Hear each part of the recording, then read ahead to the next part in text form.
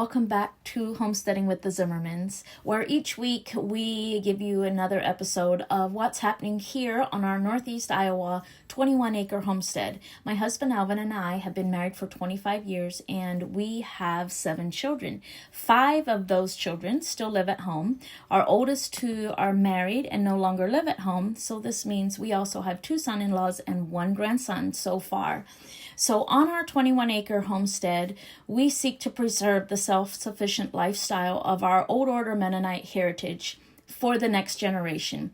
We involve the children in every aspect of the homestead, from raising and harvesting our own meat, gardening and preserving to fill the family's larder, or preserving the dairy from the family milk cows, plus all the many other skills that develop the character and integrity and relationships of a family that seeks to bring glory and honor to their Heavenly Father.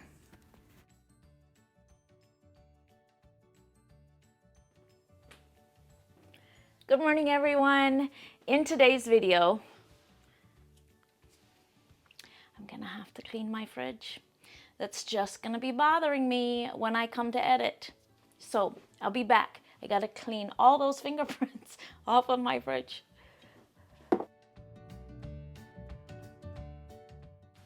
Okay, let's try this again. I guarantee you there is a lot of dirt that the camera does not pick up, but that, it actually amplifies. Fingerprints on the fridge, the camera amplifies that. But everything else, kind of, the camera doesn't pick up the dirt. So just know that my house, as clean as it may look, it's very lived in, and it's not always spick and span. Anyway, in today's video, I'm going to be making bone broth, and I'm going to be using beef bones. I used to think I didn't like beef broth, and then I adjusted my whole way of doing it, and that's what I'm going to be showing you today. No vegetables, and I'll explain why in a little bit. But the other thing that I want to explain about making beef broth is, it brings me back to the question, why don't I grind my own wheat berries for, whole wheat flour? And all the effort that I put into raising, all the effort that our family puts into raising our own beef, and then the effort I put in to get nutrition from that beef and, prepare nutritious meals for the family, that is where my effort is going, because that is something we can raise right here on the homestead. I personally would love to experiment with growing wheat for our own use, but as of now, it is something that we have to buy. And anytime we have to buy something, that means we have very little control over how it's grown, what soil it's grown in, all of that, right? So anything that we have to purchase in is not where I'm going to be putting my time and energy to create nutrition from. So wheat and grain, all the grains that we don't grow here, like if we had a food pyramid for the homestead, they would be at the very top where it says use sparingly. This that we can grow right here and we can be in complete control over how it's raised is where our time and energy goes into, and this is where this would be like at the bottom of our food pyramid, is because this is what we have control over. And guys, there's a lot more nutrition in beef broth than there is in whole wheat flour. This is where my time and energy and resources are going to go into. It's because this is something that we have control over. Anyway, I've been thinking a lot about the whole homestead food pyramid, and I may do a video on that later. Let me know if you'd be interested in our family's food pyramid, because the kids have been bringing home, work from school, and I've really been looking at the food pyramid that is in their workbooks and thinking to myself, but that's not how we eat. That's not how anybody should eat. Anyway, but moving on to making bone broth. So because we don't do our own butchering, I don't get large bones back from the butcher, but I do always get like the oxtail, and I get what he calls soup bones. So the very first thing I'm going to do, and this is important because this makes a big difference in your end product, is I'm going to roast the bones at 450 degrees for at least an hour.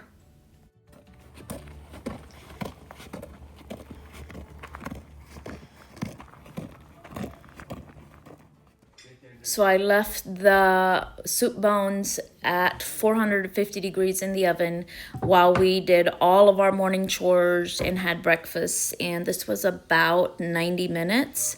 And I don't understand all of the science behind it, but especially with beef bones, when you roast them, there's something about this high heat, and it creates it releases the sugars and the amino acids, and this just gives your ending product a much more full and robust flavor.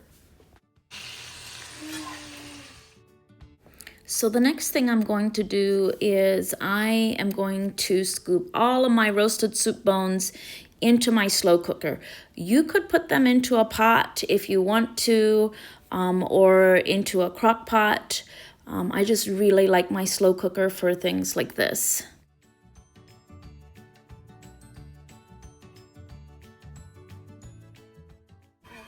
So because I don't want to waste any of the goodness from these soup bones, I want to make sure that I trap every bit of nutrition possible. I'm going to scrape all the bits and pieces off the bottom of my roast pan, and I'm going to use that as the beginning of my broth. I'm going to dump all of that into my roaster, and then I'm going to take very hot water and rinse out my roast pan, because all of this hot water will help clean out my roast pan, and I'll have even more of the flavor and goodness when I do this. Your teeth, your hair.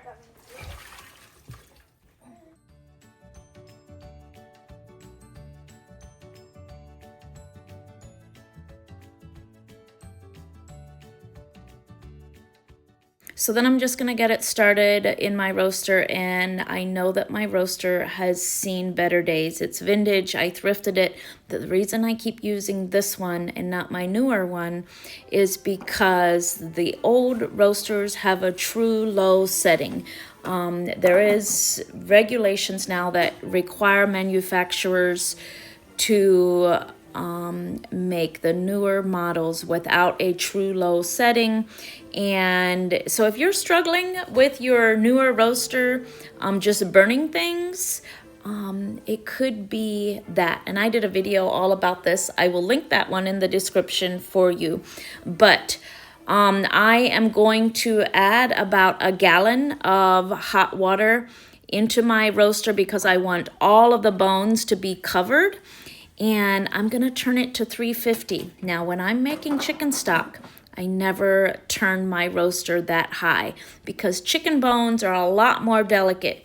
But with beef bones, you need a higher temperature.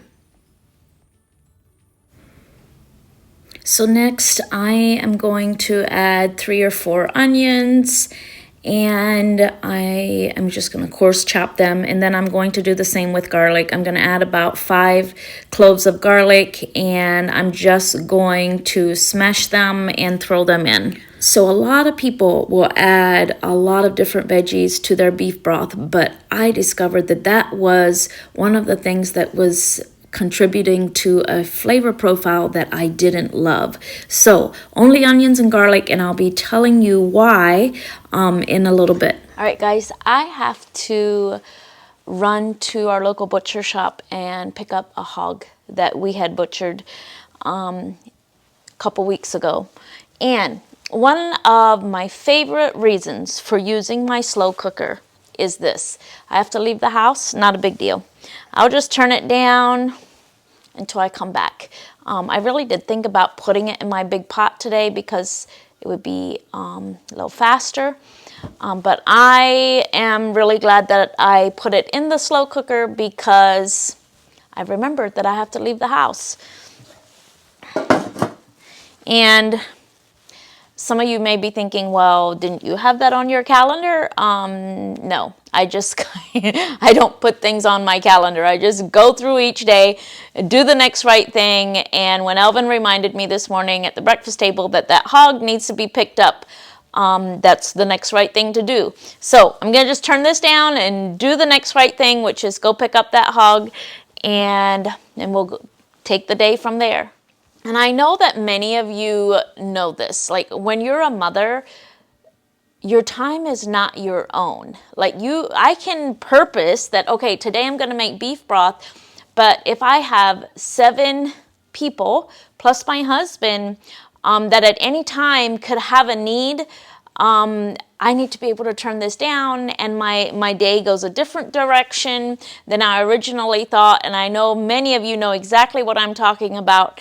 So I'm glad that I followed my instincts and put this in the slow cooker, because here I go.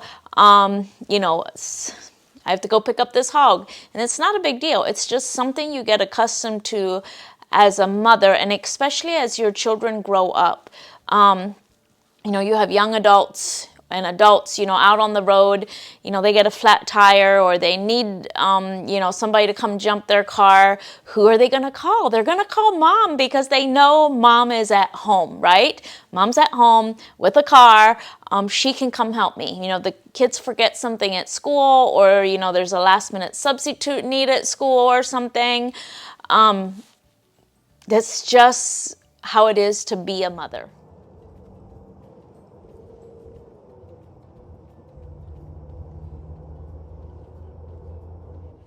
So since I was already filming today, I decided to take you along to the Mennonite butcher shop to pick up the hog that we had butchered a couple weeks ago. So we live right on the edge of the Mennonite community, and we are very blessed to be able to continue to do business with them. So I'm going to, this is a road close to our house, and I know all the Mennonites that live along this road. I probably know the people that are in these buggies as well, but I need to keep my eyes on the road and can't turn around to see who's in there. But here is the little Mennonite one-room schoolhouse that I used to teach at, and it's just down the road from my uncle's house. But it's about 10 miles from our house to the butcher shop.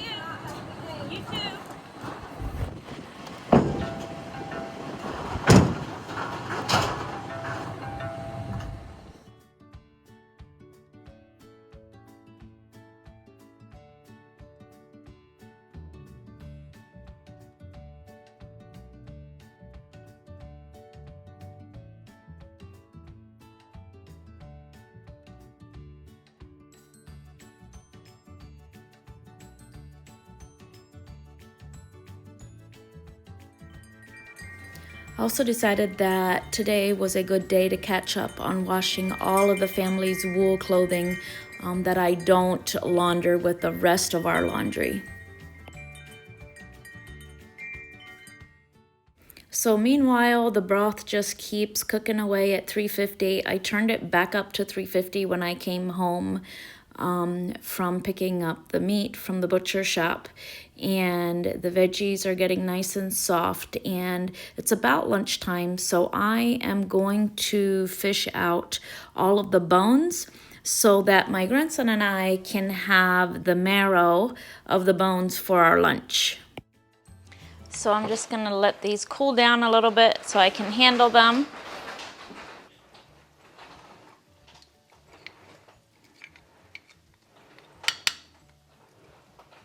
And then when I've cleaned them all out, I'm just going to put them back in my broth.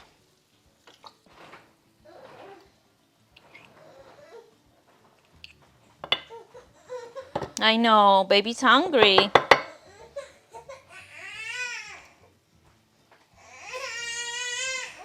Are you hungry? See, some of this has already cooked so long that the marrow has come out of it, but that's okay. It's okay. We'll still have plenty of good marrow.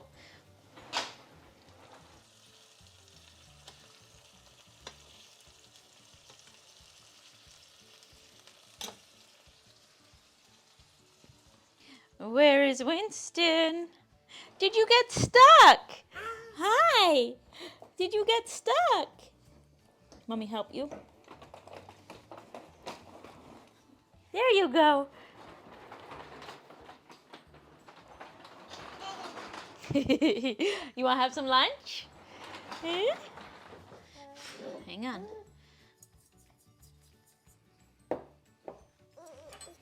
You want nummies? Yummy, yummy, yummy. Yum, yum.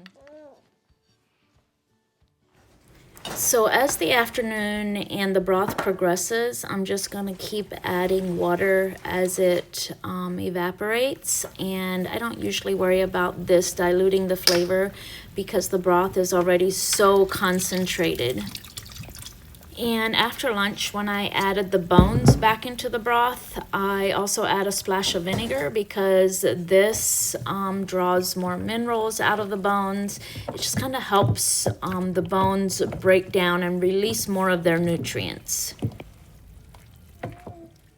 So because I use soup bones instead of just plain bones, there is some meat floating around in my broth, and I am going to dish out some of the meat because I want to make some beef stew with this for our supper.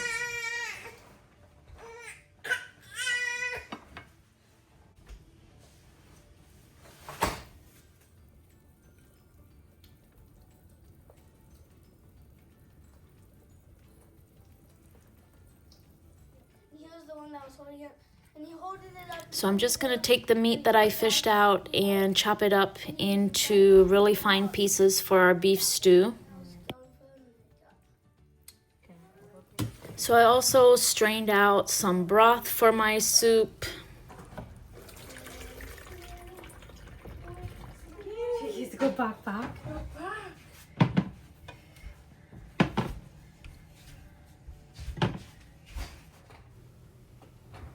So you can add any seasonings you want to your beef stew. I just add some salt and pepper, and then I bring it to a simmer and I add some of our homemade pasta, not a lot, just a couple hands full, and I simmer that for a couple minutes, and then I add whatever veggies I feel like adding.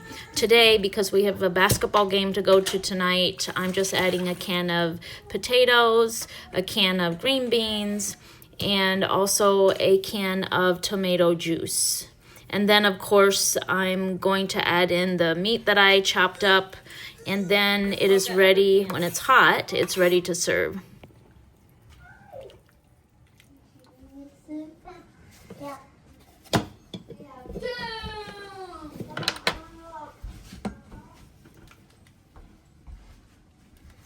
Mama, I'm excited. Do you have your clothes ready? Yeah. So this baby food grinder was a baby gift when our oldest was born, 20 some years ago, and it is identical to the one my mom used for all 9 of us siblings. So because the little boys had a basketball game scheduled for tonight, we didn't sit down and have our usual family style dining because everybody needed to leave at different times, and I wanted to make sure that they had their bellies full of good food before they left the house. Mom, I don't eating big boy. Mommy came back. Oh. He's like, well, where'd you go? Is your belly full now? My belly. Get a rag, yeah.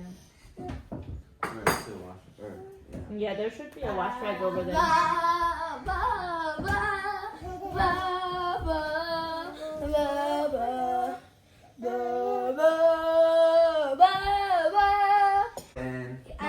Mitchell's gonna wash you, then you can go play. Yeah, let Mitchell wash you.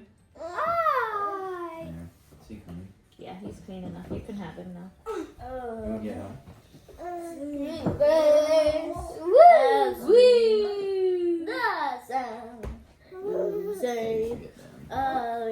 Have him walk on the floor. Okay, Kendrick, eat so Mitchell can take you. Go, Kendrick! Go, Kendrick! Yeah. Well, good morning, guys. Today we are going to finish this beef broth. We had a basketball game last night, and I thought I overestimated my 7 p.m. energy level because I thought, oh, I'll finish this when we get home from the basketball game. And then we got home from the basketball game, and I was like, no, I'm not finishing this. So I just turned it down to like 175 and let it on low all night. And now this morning, I turned it off when I got up, and we are going to finish this broth. So the first thing I'm going to do is I'm going to strain everything out of the broth.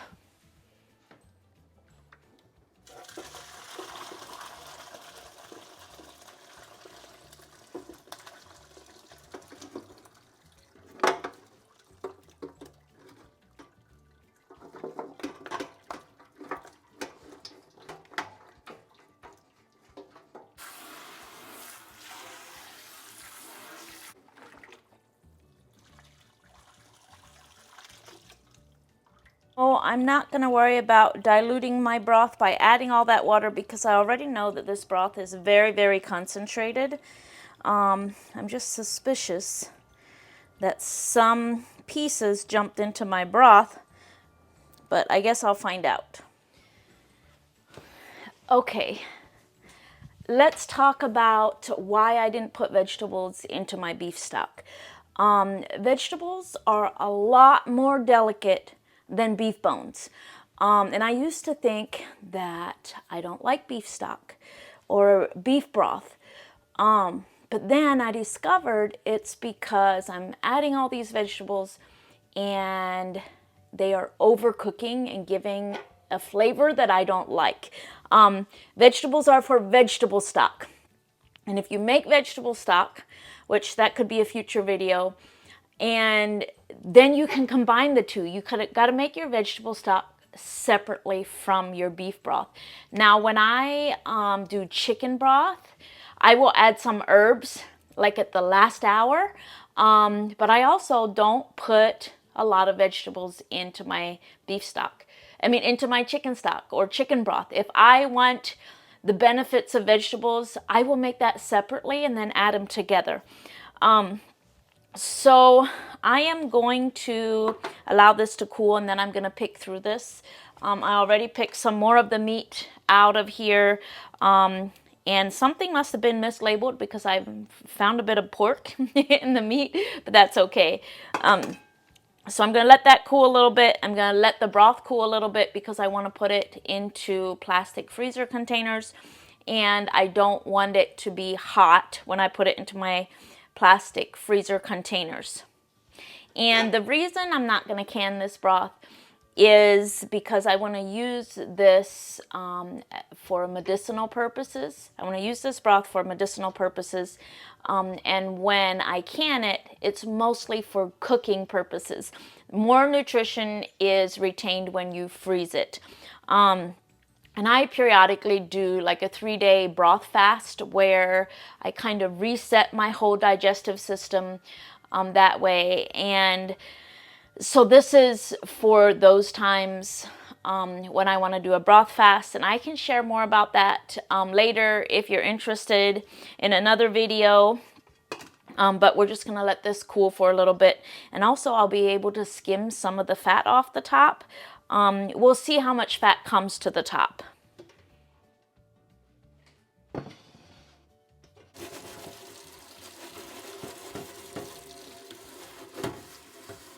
So I wish I could do a vegetable stock video next. It would really go hand in hand with this video, but also it would mean I have to go buy my vegetables to do a vegetable stock, and I'd rather not do that. So it'll probably be this coming fall or late summer until I do a vegetable stock. And but I'll just add it to the playlist. I'll add it to the playlist of, you know, broths. Maybe I'll make a broth playlist, and then you'll be able to play them all back to back. All right. So this roaster is ready to go to the basement, ready to go for storage. And I'm going to go upstairs and bring down my freezer containers and get those cleaned up. So I'm gonna link my favorite freezer containers. I don't like these that I'm using right now as much as my newer ones, but I used all my newer ones already. So I'm down to using these that were gifted to me from my mom's stash when I got married, because I'm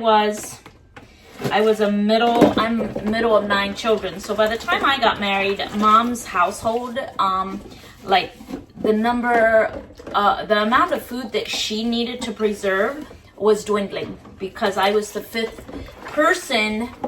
child to leave the nest. So she gave me a lot of canning jars, she gave me a pressure canner, and she gave me a lot of these freezer boxes. And some of them are even from my grandma. When I got married, my grandma gave me some of hers because she said, Grandpa and I don't need this many freezer boxes because we don't eat that much food anymore. So I've also, my mom has gifted, see, this one's broken, I can't use that one. My mom has gifted us the Dutch freezer boxes for Christmas sometimes, and I bought myself some. So I'll make sure to link those.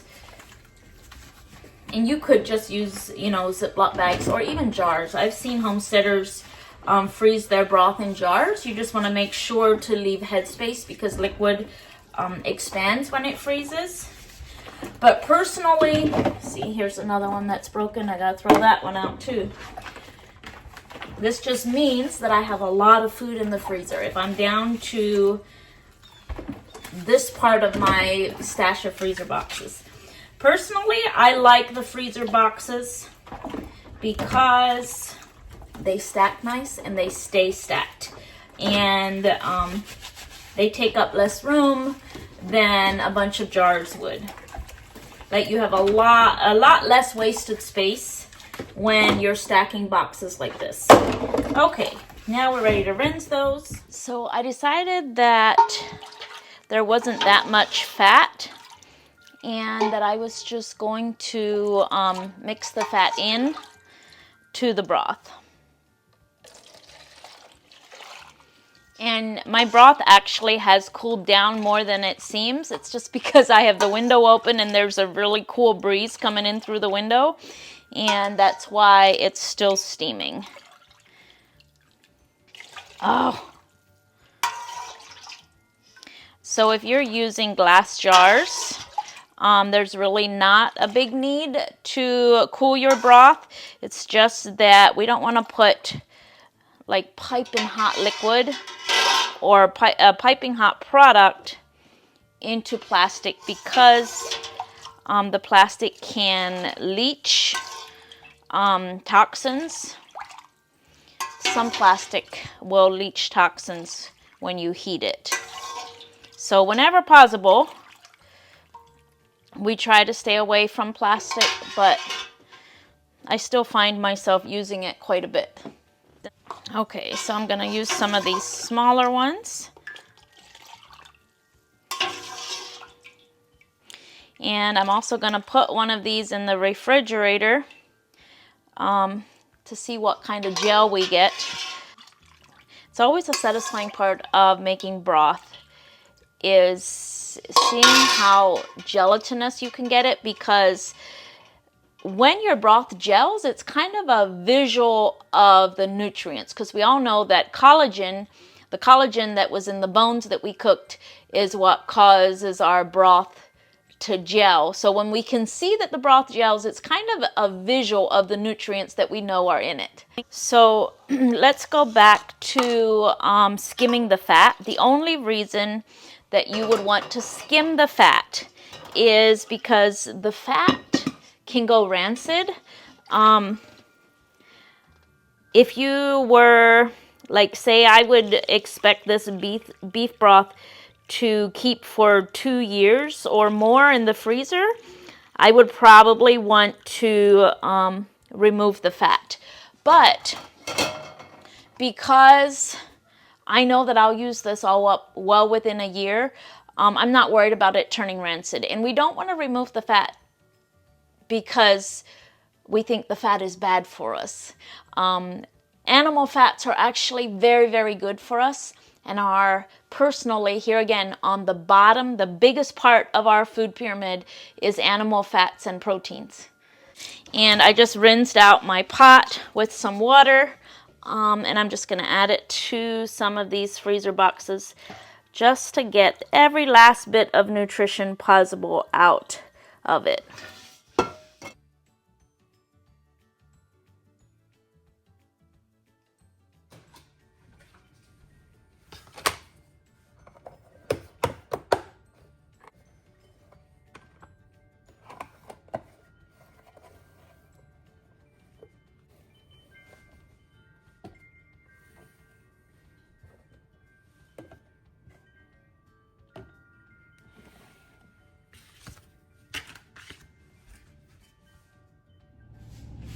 Okay, we're gonna see what kind of gel we have. Look at that. Look at that beautiful gel. I'm actually surprised it's gelling as much as it is, because I didn't have a lot of bones in my broth. Like, you know, it was just little pieces of bones. But so I'm very happy with that kind of gel.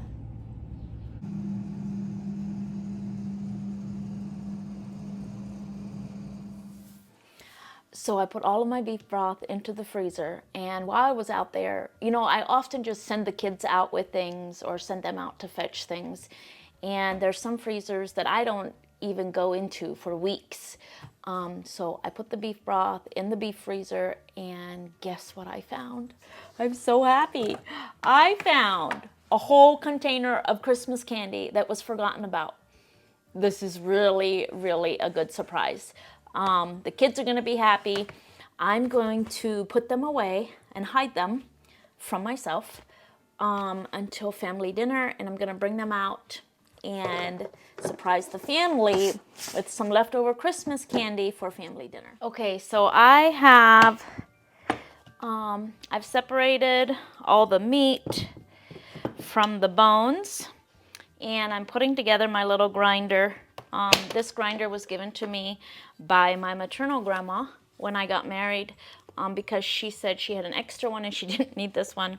And I have used this one quite hard. And it's not, they make some that clamp onto the side of a table or something. Mine just suctions to the sink. And I've made it work. So far, I don't use it very often. But when I do use it, I often end up getting frustrated. I just don't use it often enough. I don't use it often enough to replace it. So it has a little blade in there, and then this little piece that has the holes in, and then you just put your meat in there and it cranks it. And then you crank it through. And this is the crank. Here's another piece I'm missing. There's supposed to be a piece that goes on there. So it really, I do end up getting frustrated when I use this. So I've separated all my meat from the bones. And so I'm just gonna put the meat in this little grinder. And we are going to grind it up. So it'll be like ground beef, but better because it's the meat from soup bones.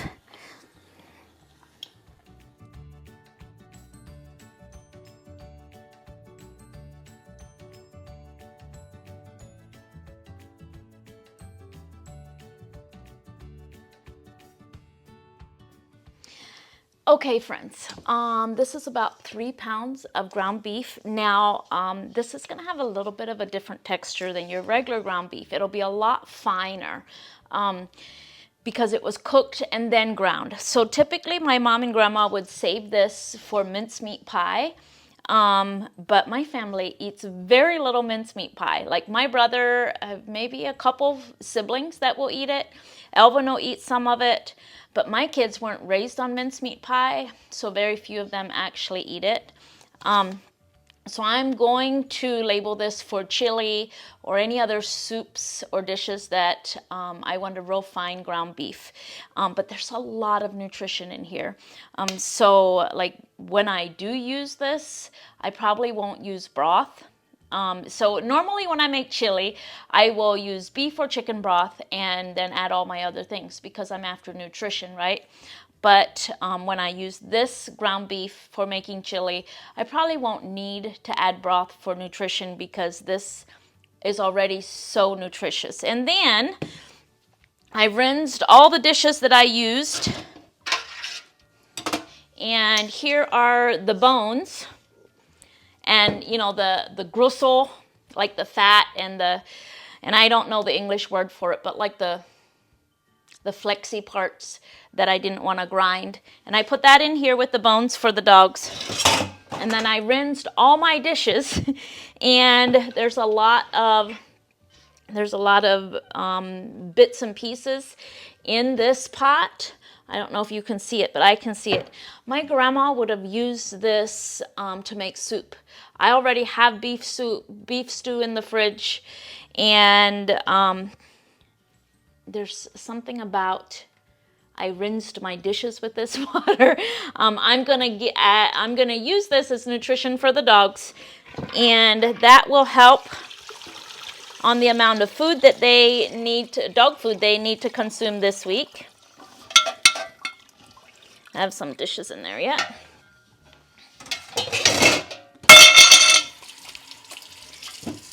And also, my grandma grew up in the Great Depression, so that was just part of who she was, is making sure that zero nutrition goes to waste.